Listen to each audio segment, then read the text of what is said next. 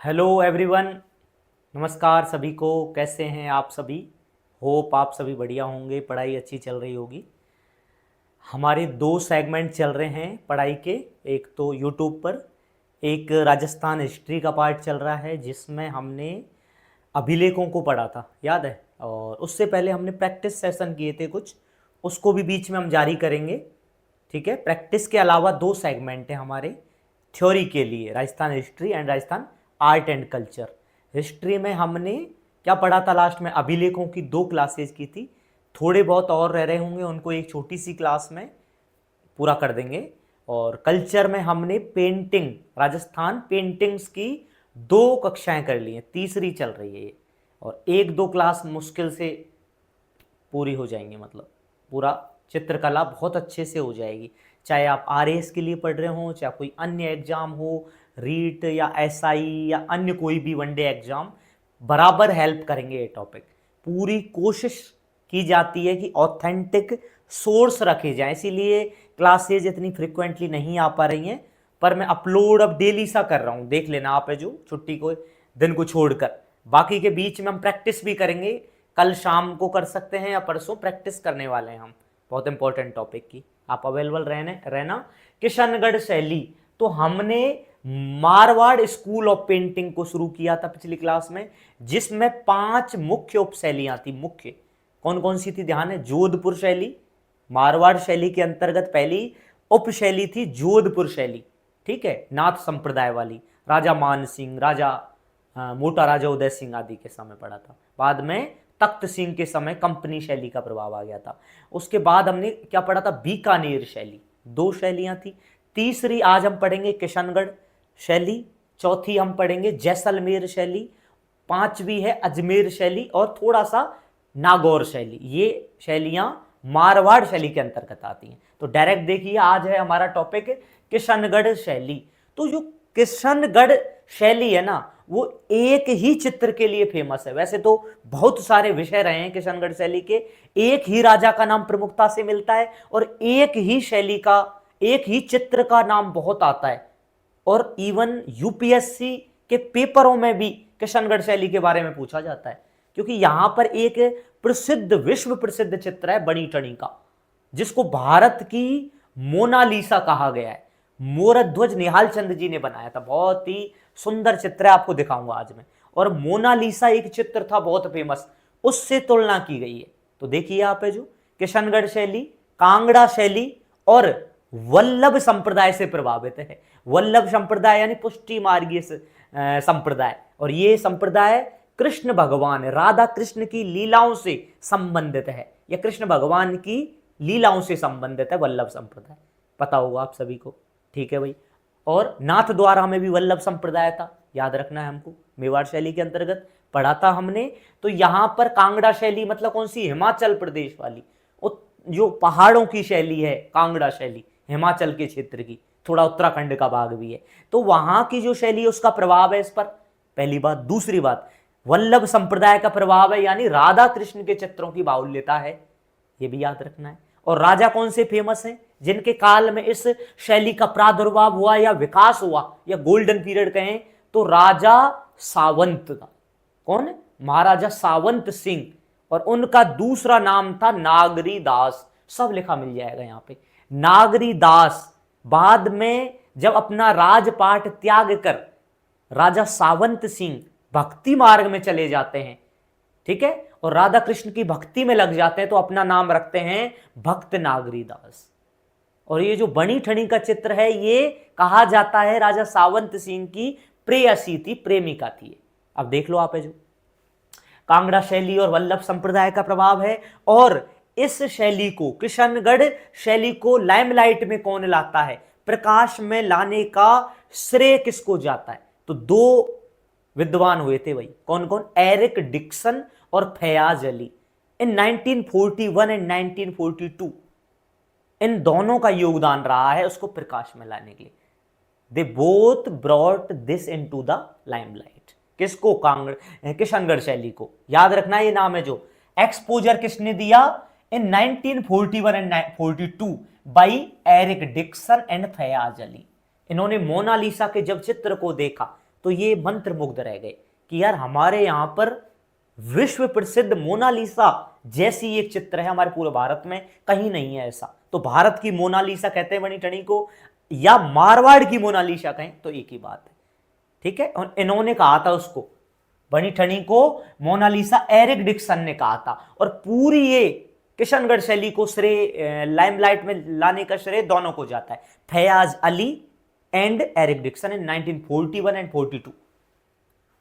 Golden era, golden era किसका है? During the reign of Raja Sawant Singh also known as Nagaridas.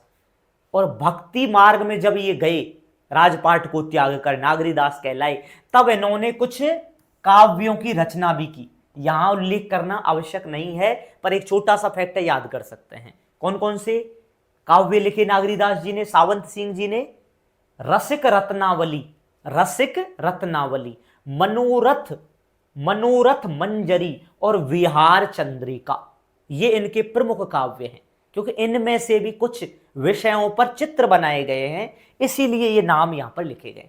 और राधा कृष्ण के चित्रों की तो बाहुल्यता इतनी भरमार है, बहुत ज्यादा, क्योंकि वल्लभ संप्रदाय से प्रेरित है। इन्होंने भक्ति मार्ग से प्रभावित होकर चित्र बनवाए। अब देखिए यहां पर, ये देखो पहले तो कितना प्यारा सुंदर चित्र है बनी ठनी जी का। देखो एक महिला है सजी धजी, कहते हैं ना बनी ठनी, मतलब बन ठन के, है ना, गाने में ना बन ठन के, पता नहीं मुटियारा क्या गाना है, ठीक है। तो बनी ठनी मतलब बन के ठन के, सज संवर के उनको दिखाया है बहुत ही सुंदर तरीके से। देखो आप है जो क्या क्या इनकी विशेषता बताइए। पारदर्शी वस्त्र है, कैसा वस्त्र है? पारदर्शी वस्त्र है, ट्रांसपेरेंट है। तीखी नाक है, देखो कितनी पैनी नाक बनाएंगे, ये तीखी नाक। और नाक में जो एक बाली पहनी हुई है इन्होंने, देखो गोल गोल सी नाक में बहुत चौड़ी एक बाली पहनी हुई है, जिसको क्या कहा है? बेसर, बेसरी आभूषण इसका नाम है, बेसर या बेसरी आभूषण है ये नाक में। ये प्रश्न सीधे आते हैं और बहुत माइन्यूट है ये, तब भी नहीं है, एक दो बार पढ़ेंगे तो आ जाएंगे। तो ये आभूषण है नाक में, बेसरी आभूषण है, पारदर्शी वस्त्र है, तीखी नाक है, और यहां हाथ में कमल का फूल है। ये लिखा हुआ नहीं है, पर थोड़ा फोटो में भी कम आ रहा है, लेकिन देखो हाथ में एक यहां पर दिखी हुई है, एक दिखा हुआ है, हल्का सा फूल दिख रहा है, इसका बैक साइड दिख रही है, आगे का नहीं दिख रहा है। तो ये कमल का फूल है इनके हाथों में, बनी ठनी जी के हाथों में, ठीक है भाई। और इसके चित्रकार कौन है? मोरध्वज निहाल चंद, द फेमस मोरध्वज निहाल चंद। और किसके समय की बात थी? राजा सावंत सिंह या नागरीदास जी के समय में। और एक बात, इसको मोनालिसा किसने कहा? एरिक डिक्सन ने, याद रखना ये बात। और भारत सरकार ने इसके सम्मान में, इस चित्र के सम्मान में, इस कला के सम्मान में, ताकि लोग जाने, एक डाक टिकट जारी किया 1973 में। इन 1973 द गवर्नमेंट ऑफ इंडिया क्या किया? Featured on a postage stamp, एक स्टाम्प निकाला, एक डाक टिकट जारी होता है ना, किसी के सम्मान में बहुत बार डाक टिकट जारी होते हैं, तो इनके लिए भी डाक टिकट 1973 में जारी हुआ था। और एक बात और रह गई अब, कि ये मोनालिसा से तुलना की जा रही है, तो मोनालिसा क्या है भाई? तो मोनालिसा वर्ल्ड फेमस एक चित्र है। आपने देखा होगा कभी गूगल पे या कहीं पढ़ा होगा, तो एक महिला की आकृति है, महिला का आधा चित्र है, पूरा नहीं है, और वो महिला एक रहस्यमयी मुस्कान दे रही है। कहते हैं वो अलग अलग एंगल से देखने पर अलग अलग मुस्कान नजर आती है, रहस्यमयी मुस्कान है थोड़ी सी, ठीक है ना, इसलिए बहुत फेमस है वो। और वो आज की बात नहीं है, 15वीं 16वीं शताब्दी का चित्र है वो जो। और हिस्ट्री कभी पढ़ी हो, वर्ल्ड हिस्ट्री, तो लियोनार्डो दा विंसी बहुत ही विद्वान और बहुत ही बुद्धिमान और बहुत तगड़े चित्रकार, बहुत तगड़े शिल्पकार, मूर्तिकार, सब कुछ थे वो, ठीक है। कौन? Leonardo da Vinci. उनका एक चित्र है मोनालिसा, उससे तुलना करिए। थोड़ा सा नॉलेज था, बता दिया आपको। भारतीय मोनालिसा, डाक टिकट, और सावंत सिंह की प्रेमिका, और राधा के रूप में दिखाया है इनको, कहा गया है राधा माता है ये, राधा रानी हमारी, ये बताया गया। और इस चित्र का पहले, सबसे पहले नाम रखा गया था, मूल नाम है विष्णुप्रिया। विष्णुप्रिया किसको कहते हैं वैसे पता? लक्ष्मी माता को कहते हैं। तो इसका ये जो चित्र है, इसका पूर्व नाम विष्णुप्रिया था, बाद में बनी ठनी के नाम से फेमस हुई। 1973 में डाक टिकट जारी हुआ, भारत की मोनालिसा, एरिक डिक्सन, ठीक है। और ये बेसर पहना हुआ है, बेसर आभूषण, तीखी नाक, पारदर्शी वस्त्र, कमल का फूल। इंग्लिश में देखें कुछ भी नहीं है, बहुत सिंपल है। देखो, real name Vishnupriya, depicted in the form of Radha, lover of Sawant Singh, painter Mordhwaj Nihal Chand, transparent clothing, sharp nose, besari jewellery, called the Indian Mona Lisa by Eric Dickinson. जितना इंग्लिश को हम समझते हैं टफ, बोलना हो सकता है टफ लगता हो, लेकिन पढ़ने में इतना कोई दुविधा नहीं रहती है यदि हम प्रयास करें। कोई भी भाषा हो, चाहे हिंदी हो, इंग्लिश हो या अन्य कोई भाषा, प्रत्येक चीज अभ्यास मांगती है ना। तो देखो आप जो प्रमुख चित्रकार किशनगढ़ शैली के, एक तो हैं ये निहाल चंद जी, दूसरे भंवर लाल, छोटू सूरध्वज, अमीर चंद और धन्ना। और यहां पर जो कलरों का प्रयोग हुआ है वो कौन कौन से हैं? A blend of white and pink shade. Blend माने होता है mixture, blend of white and pink, सफेद और गुलाबी रंगों का प्रयोग हुआ है, उनका मिश्रण का प्रयोग हुआ है दोनों के। और मेन थीम कौन कौन सी हैं भाई, जिन पर चित्र बने हैं, यानी विषय कौन रहे हैं? तो वल्लभ संप्रदाय है। नागरीदास खुद बहुत बड़े भक्त थे कृष्ण और राधा जी के, तो वो चित्र तो बनने ही बनने। तो देखो, राधा कृष्ण के चित्र बने हैं, भागवत पुराण के भी चित्र बने हैं, गीत गोविंद के चित्र बने हैं, बिहारी चंद्रिका इत्यादि पर भी चित्र बने हैं। और अन्य चित्रों में बादलों का सिंदूरी चित्रण, जब कई बार आपने देखा हो शाम के समय या सुबह सुबह जब सूर्य उगता है और शाम को सूर्य ढलता है, उसके आसपास का समय आधा एक घंटा देखना आप है, जो सिंदूरी हो जाता है आसमान, लालिमा छा जाती है by the phenomena of science refraction of light, कि प्रकाश के अपवर्तन की प्रक्रिया के कारण सूर्योदय और सूर्यास्त के समय लालिमा छा जाती है आसमान में। इतना नहीं सोचना आपको क्यों हो रहा है, पर पता होना चाहिए कि लालिमा रहती है, गोधूली वेला कहते हैं कई बार उसको, ठीक है। Vermilion depiction of clouds, boat rides, नौका विहार के चित्र हैं, और नौका विहार है तो बगल में बतखों के भी चित्र हैं, लिखा हुआ नहीं है यहां पर पता होना चाहिए। यदि नौका विहार दिखाया है तो बतख भी दिखाई गई हैं बगल में। और एक बहुत इंपॉर्टेंट बात, नॉट इंक्लूडेड, कुछ चित्र ऐसे हैं जो हर जगह पाए जाते हैं, जैसे राग रागणी और भित्ति चित्र, ये कॉमन है हर जगह। मैंने जितने भी अब तक स्कूल ऑफ पेंटिंग बताए सब में राग रागणी, बारामासा आदि कॉमन है, और भित्ति चित्र भी, पर यहां नहीं है। देखो क्या कह रहे हैं, नो म्यूरल यानी वॉल पेंटिंग नहीं है कुछ भी, और राग रागणी डिपिक्शंस, भित्ति चित्रों का और राग रागणियों का कोई उल्लेख या कोई चित्र नहीं मिलता है। ये बहुत इंपॉर्टेंट चीज है, पॉइंट टू बी नोटेड, ठीक है सब। अगला है लास्ट में 2-3 फैक्ट और हैं, देखिए इसको कागजी शैली भी कहा जाता है, क्योंकि इस शैली के अंतर्गत बहुत सारे कागजों पर चित्र बने हैं, इसलिए कागजी शैली भी कही जाती है, कागजी स्टाइल। और प्रोमिनेंट डिपिक्शन ऑफ बम्बल बीज एंड लोटस फ्लावर्स, यानी देखो भंवरे का मुख्य चित्रण हुआ है, और भंवरे को इंग्लिश में क्या कह रहे हैं, बम्बल बीज, ठीक है। भंवरे का बहुत ज्यादा चित्रण है इस शैली में, कांगड़ा शैली में, सॉरी किशनगढ़ शैली में। और कमल के फूल का भी चित्रण है, लोटस फ्लावर, कमल का फूल बहुत प्रिय है भगवान विष्णु और कृष्ण को। एम्पेसाइज ऑन फेमाइन ब्यूटी मतलब नारी सौंदर्य, कि नारी के सौंदर्य का भी बहुत चित्रण है, और वो उदाहरण बहुत बड़ा है, बड़ी ठणी का बहुत सुंदर दिखाया गया उनको, तो उससे भी आइडिया रह जाएगा, सब लॉजिकल है। और एक चित्र यहां बहुत ज्यादा फेमस है बनी ठनी के अलावा, मूनलाइट नाइट गैदरिंग, चांदनी रात की संगोष्ठी। यानी इस चित्र में क्या दिखाया गया है कि राधा कृष्ण भगवान चांदनी रात में बैठ के बातें कर रहे हैं, गपशप करते हैं, वार्तालाप कर रहे हैं, विमर्श कर रहे हैं, जो भी कर रहे हैं वो बैठे हुए हैं। मून लाइट है, चंद्रमा की लाइट है, और एक गैदरिंग कर रहे हैं दोनों। तो ये चित्र बहुत फेमस है बनी ठनी के अलावा, मून लाइट गैदरिंग यानी चांदनी रात की संगोष्ठी। और ये किसने बनाया था, अमरचंद नाम के चित्रकार ने। और कब बनाया था, सावंत सिंह के काल में। बहुत सिंपल है किशनगढ़ शैली, और बहुत प्रश्न आते हैं, जिस प्रकार बूंदी शैली के क्वेश्चन आते हैं ना बहुत ज्यादा, जो पशु पक्षियों की शैली कही जाती है हाड़ौती शैली के अंतर्गत, उसी प्रकार किशनगढ़ शैली के बहुत ज्यादा चित्र आते हैं, ठीक है। I think done, painted by Amarchand during the reign of Sawant Singh. अब है जैसलमेर शैली। अभी भी मारवाड़ शैली चल रही है, अभी 2-3 और है, खत्म हो जाएगा, पर आज हम शुरुआत करवा देंगे ढूंढाड़ शैली को। तो जैसलमेर शैली की जब भी बात आएगी, जैसे किशनगढ़ शैली आती बनी ठनी है, उसी प्रकार जैसलमेर शैली का जब भी नाम आएगा तो मूमल शैली का नाम आएगा। मूमल चित्र बहुत फेमस है, इसको मूमल शैली भी कहा जाता है कई बार। और जो मूमल पत्रिका भी चलती है ना करंट अफेयर की, तो उससे भी याद कर लेना, मूमल बहुत फेमस है, मूमल। ठीक है, तो मूमल चित्र बहुत फेमस है जैसलमेर का। और इसको संरक्षण किसने दिया जैसलमेर शैली को, वो मैं बाद में बताऊंगा। एक चीज और बताता हूं, जैसलमेर की लोकेशन इंपॉर्टेंट है।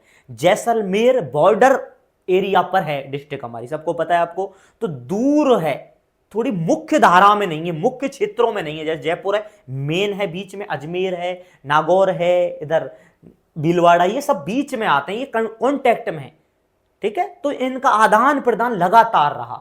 लेकिन जो जैसलमेर है वो दूर सुदूर बसा हुआ है राजस्थान में, बहुत लास्ट में है बॉर्डर में। तो वहां ये जो शैली पनपी, इस पे ज्यादा प्रभाव नहीं आया किसी का, ना तो मुगलों का ज्यादा प्रभाव, ना अन्य कोई शैली का प्रभाव। इसको स्थानीय शैली का ज्यादा, मतलब इसको घोतक माना जाता है, यानी स्थानीय शैली का सबसे ज्यादा प्रभाव जैसलमेर शैली पर पाया जाता है। कारण आपको पता है, लोकेशन भी मान सकते हैं कि दूर है थोड़ा, राइट। तो देखो यहां लिखा भी है कहीं ना कहीं, एकदम स्थानीय शैली है साहब। जोधपुर और मुगल शैली का प्रभाव नहीं है, सोचो जोधपुर का प्रभाव भी नहीं है। और वरन ये किस में आती है, मारवाड़ शैली में आती है, पर जोधपुर भी मारवाड़ शैली का पार्ट है। और मेनगढ़ मारवाड़ शैली का जोधपुर है, परंतु जोधपुर का भी कोई प्रभाव नहीं है। ना जोधपुर का प्रभाव, ना मुगलों का प्रभाव, ना अन्य कोई प्रभाव देखने को मिलता है। थोड़ा बहुत प्रभाव यदि आया होगा तो लोकेशन के अकॉर्डिंग या तो गुर्जर शैली का आ सकता है, थोड़ा बहुत आएगा, वरना एकदम स्थानीय शैली बताया गया है इसको।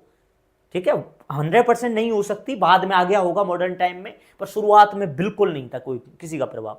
अब इसके संरक्षक जो राजा थे उनको देखो भाई, किस किस ने इस कला को, इस शैली को बढ़ावा दिया, संरक्षण किया, प्रोटेक्ट किया। तो महरावल हरराज का नाम सबसे पहले आता है, महरावल Harraj. And what next, अखय Singh और मूलराज। हरराज, अखय सिंह और मूलराज, इन्होंने इस कला को यहां पर बढ़ावा दिया था। स्थानीय शैली है, जोधपुर मुगल शैली का कोई प्रभाव नहीं है। प्रमुख चित्र मूमल चित्र है, और बहुत सारे मिक्स कलर है, यहां पर विविध रंग हैं, कोई विशेष कलर नहीं है, बहुत सारे कलरों का ब्लेंड है, ब्लेंडिंग ऑफ मिक्सचर। ठीक है, blending of mix colours. And पुरुषों के चेहरे पर दाढ़ी मूछे दिखाई गई हैं, और चेहरा चमकीला दिखाया है, ब्राइटनेस एकदम, मतलब उजला चेहरा, एकदम चमकदार चेहरा, और पुरुषों को दाढ़ी और मूछों में दिखाया गया। ये जैसलमेर शैली है, बस इतना सा ही इसके बारे में जानकारी मिलती है। इतनी शैलियां राजस्थान में बहुत सारी, 17-18 हैं, उनमें से मेन तो कौन कौन सी आती हैं, ढूंढाड़ वालों में जयपुर का बहुत क्वेश्चन आते हैं, उधर हाड़ौती में बूंदी के क्वेश्चन बहुत आते हैं, उधर मेवाड़ का इसलिए आते हैं, नाथद्वारा का बहुत आता है, और मेवाड़ का इसलिए आएगा क्योंकि प्रारंभिक स्थली रही है चित्रकला की राजस्थान में, और किशनगढ़ का बहुत ज्यादा आता है। तो ये कहीं ना कहीं दब जाती हैं क्योंकि इनके बारे में ज्यादा जानकारी भी नहीं है। Patronage by Maharawal Harraj, Akhay Singh and Moolraj, no influence of Jodhpur as well as Mughal styles. अब प्योरली लोकल या इंडिजीनियस स्टाइल कहते हैं, प्योरली कहते हैं। नोटेबल पेंटिंग मूमल है। अबंडेंस ऑफ वाइब्रेंट कलर्स, बहुत सारे कलरों का मिक्सचर है। Male faces depicted with beards, mustaches, मतलब मूछे, एंड ग्लोइंग या ब्राइट अपीयरेंस, चमकीला चेहरा एकदम चमकदार। ठीक है, अब एक चीज मैं क्या बता रहा था, हाँ, ये जो मूमल चित्र है, जिस प्रकार ढोला मारू का चित्र पढ़ा था हमने कल बीकानेर में, तो वो एक प्रेमी प्रेमिका का चित्र था। इसी प्रकार जो मूमल चित्र भी है ना, वो भी एक प्रेमिका थी, मूमल भी।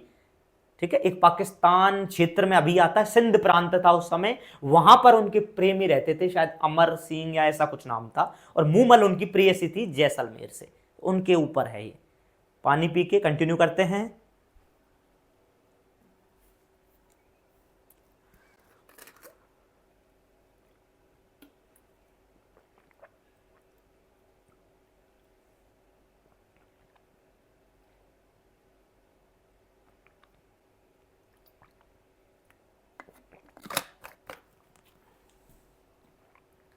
हाँ जी, आ जाइए।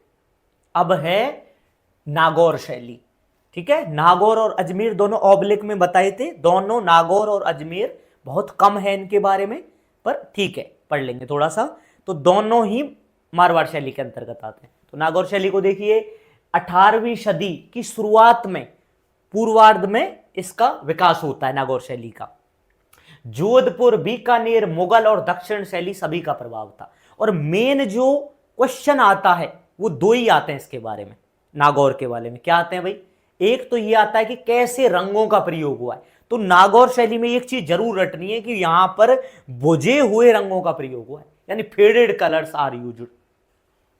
बुझे हुए रंगों का प्रयोग है, ध्यान रखना ये बात है जो कि बुझे हुए रंग का मतलब ये नहीं बुझाए रंग है, जो बुझे हुए रंग का मतलब है फेडेड कलर्स हैं, ज्यादा ब्राइट कलर नहीं है, चमकीले चटकदार, मतलब थोड़े धुंधले से, धुंधल का सा हो जाता है, धुंधले से कलर, यानी जिनमें चमक नहीं है, फेडेड कलर। या लिखा होगा कहीं ना कहीं use of muted colours, mute colour है, मतलब म्यूट का मतलब ऐसे अलग होता है, शांत गूंगा टाइप में, पर इसका मतलब ये है फेडेड कलर्स कह सकते हैं यहाँ पे। जो ये इंपॉर्टेंट विशेषता है, ध्यान रखना किसकी? नागौर शैली की। और एक चीज और इंपॉर्टेंट है, यहां लिखा होगा वृद्धावस्था के चित्र। हाँ ये रहा, वृद्धावस्था के बहुत प्रसिद्ध चित्र हैं यहां पर। वृद्धावस्था के जो कुछ लक्षण होते हैं या विशेषताएं होती हैं शरीर पर, सबके आएंगी, वो तो उम्र है आनी सबके साथ, तो उनके चित्रों को बहुत अच्छे से दर्शाया नागौर में।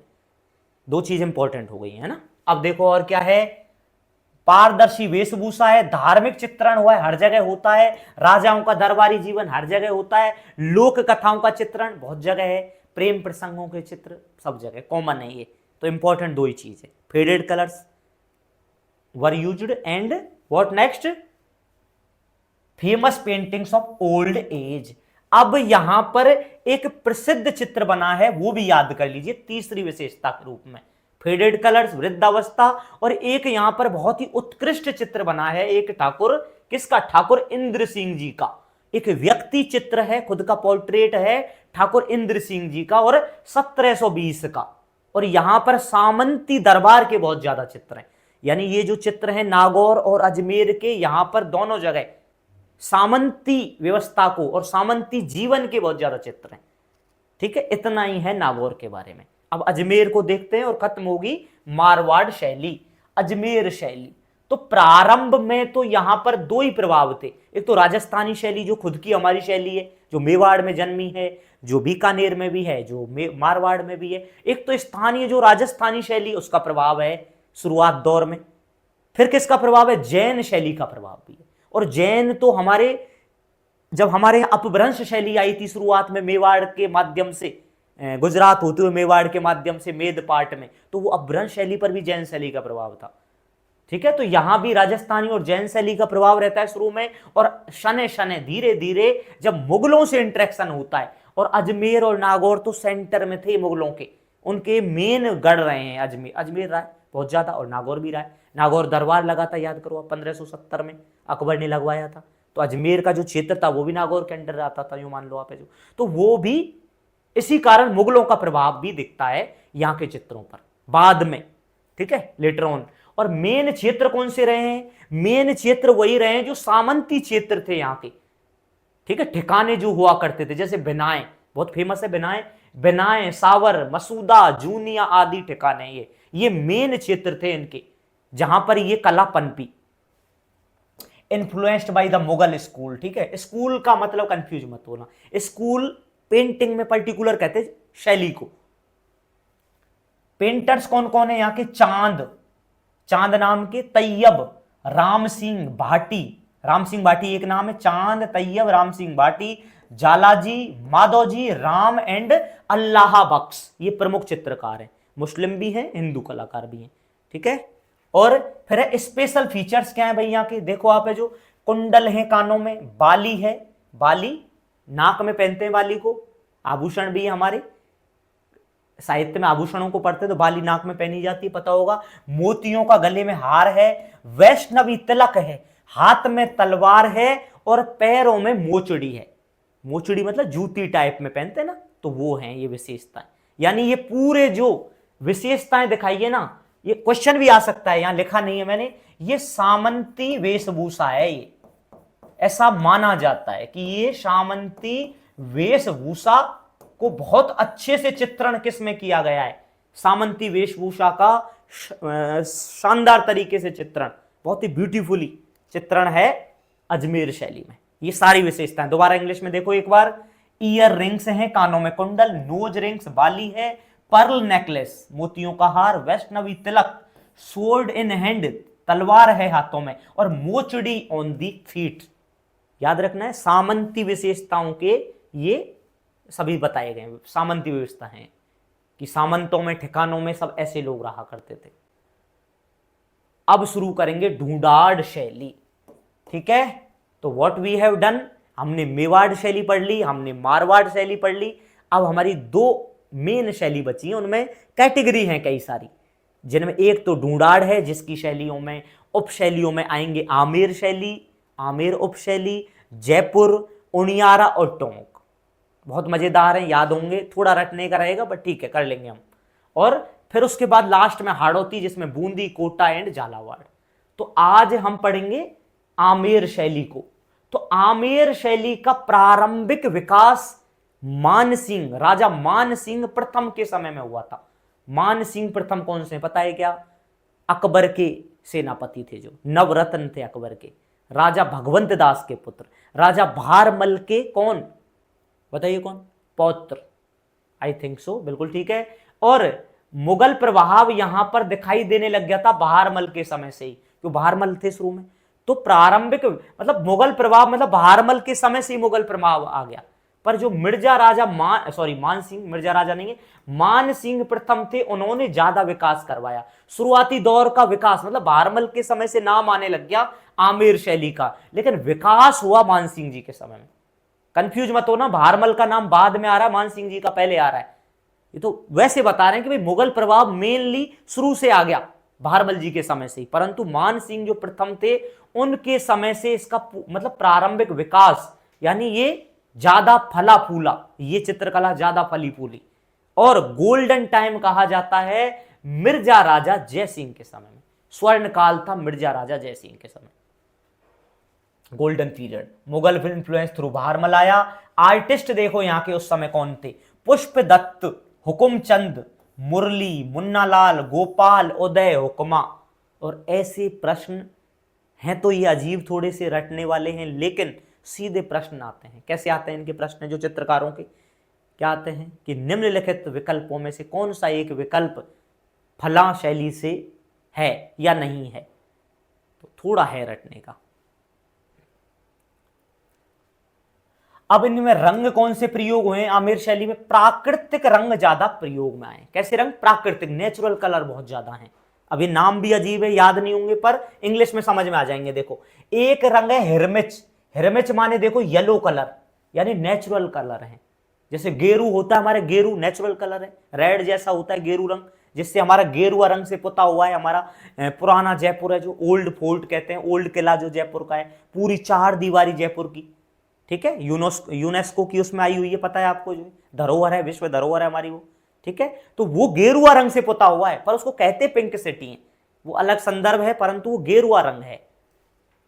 तो हिरमिच कलर है एक जो येलो कलर का होता है, गेरू रेड कलर का होता है, कालूस यानी काले रंग का ब्लैक, सफेदा व्हाइट एंड पेवड़ी इज ग्रीन। तो इनके नाम याद रखने आपको, जो क्वेश्चन कहीं आ जाए कि हिरमिच कलर में कौन सा रंग है, हिरमिच जो रंग है प्राकृतिक वो रियल में कौन सा रंग है, तो वो कौन सा हिरमिच है, जो हिरमिच रंग is yellow colour. And what next, विषय कौन से थे, जब यहां चित्र बने तो विषय क्या थे आमेर शैली के, आमेर शैली के विषय धार्मिक चित्र हुए, बहुत सारे धार्मिक चित्र हैं, बिहारी सतसई पे बना है, भागवत पुराण पे भी चित्र बने, आदि पुराण पे भी चित्र बने, यहां पर लिखा है देखो। यशोधरा चित्र 16वीं सदी का, मेरे हिसाब से 1591 या 1580 के समय का है ये यशोधरा चरित्र। यशोधरा चरित्र बहुत फेमस चरित्र है, ये बहुत फेमस पेंटिंग है, क्वेश्चन आमेर शैली में आता है यशोधरा चरित्र से, ध्यान रखना ये बात है जो, ठीक है। दूसरा आदि पुराण, रजमनामा, रजमनामा बताओ, रजमनामा अनुवाद है महाभारत का, आपने पढ़ा हो तो कभी, तो इस पर भी चित्र बने हैं। और भागवत, हमारी जो भागवत पुराण है उस पर भी चित्र हैं। एंड बिहारी सतसई, तो इस पर भी चित्र बने हैं। ये सब विषय हैं, इसके अलावा आमेर के महलों में भित्ति चित्रण यानी म्यूरल्स पेंटिंग, वॉल पेंटिंग को म्यूरल्स कहते हैं, तो म्यूरल पेंटिंग है फेमस। किशनगढ़ शैली में याद रखना भित्ति चित्रण नहीं हुआ, राग रागड़ी नहीं है, नहीं हर जगह लगभग भित्ति चित्रण है कि वॉल पे पेंटिंग मिल ही जाएगी किशनगढ़ को छोड़कर। Mural paintings found in the places of Amer, ये याद रखना है हमको, और थीम याद रखनी है सारी, और यशोधरा चरित्र इज वेरी इंपॉर्टेंट, बाकी के तो धार्मिक हर जगह मिल जाएंगे। रजमनामा याद रखना है, यशोधरा चरित्र, भागवत पुराण, आदि पुराण, बिहारी सतसई। अब प्रमुख चित्र कौन कौन से हैं? यहां पर दो चित्र बहुत फेमस हैं, याद रखना है, जिनके बाकायदा पेंटरों के नाम भी पूछे जाते हैं। पहला है बिहारी सतसई और दूसरा है आदि पुराण। तो Bihari Satsai is painted by Jagannath.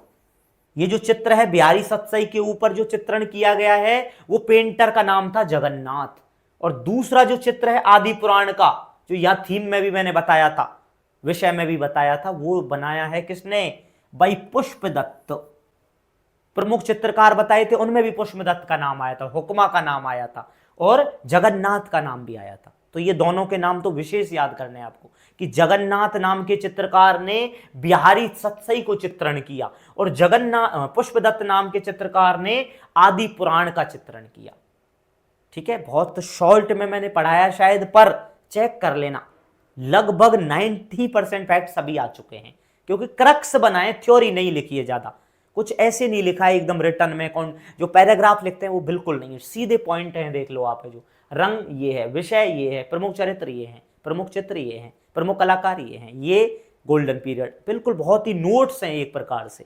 अब डायरेक्ट पढ़ेंगे तब भी ये नोट्स मिल जाएंगे आपको, और जो चीज एक्स्ट्रा है वो मैं यहाँ बताता हूँ क्लास में। ठीक है, तो हमें क्या है, गागर में सागर की कम समय में ज्यादा प्रभावी तरीके से हम कोशिश कर रहे हैं। परफेक्ट कोई नहीं है, कोई ना कोई कमी रहेगी, क्वेश्चन या फैक्ट जरूर छूटेंगे कुछ ना कुछ, मैं दावा कभी नहीं करूंगा पूरा हो गया, थोड़ा रहता है, पर एक दावा मैं जरूर कर सकता हूं कि जो भी कमी हमारी पढ़ने में रह जाती है वो कभी ना कभी रहेगी, चाहे आप कितनी भी स्टैंडर्ड किताब पढ़ लेना। कई बार बहुत ही छोटी सी किताब से क्वेश्चन आ जाएंगे, कई बार बहुत बड़ी से आ जाएंगे, कह नहीं सकते हैं। ठीक है, पर किसी विद्वान ने बताया है, किसी सफल व्यक्ति ने हमें बताया है, जिनको हमने कभी अनुसरण किया या पढ़ा है या जाना है, कि एक सोर्स या दो सोर्स रखने, कम से कम सोर्स रखने पढ़ने के, कम से कम स्रोत रखने हैं, अभ्यास बहुत बार करना है। किताब चाहे 2 पढ़ो पर 20 बार रिवीजन करो, 20 किताबों का 2 बार रिवीजन करोगे तो भी बेकार। समझ रहे मैं क्या कहना चाह रहा हूं? हमें प्रैक्टिस करनी है, रही सही कसर प्रैक्टिस करवाएगी। जहां भी प्रश्न मिले पुराने, जहां भी मॉक पेपर मिले, करो हल।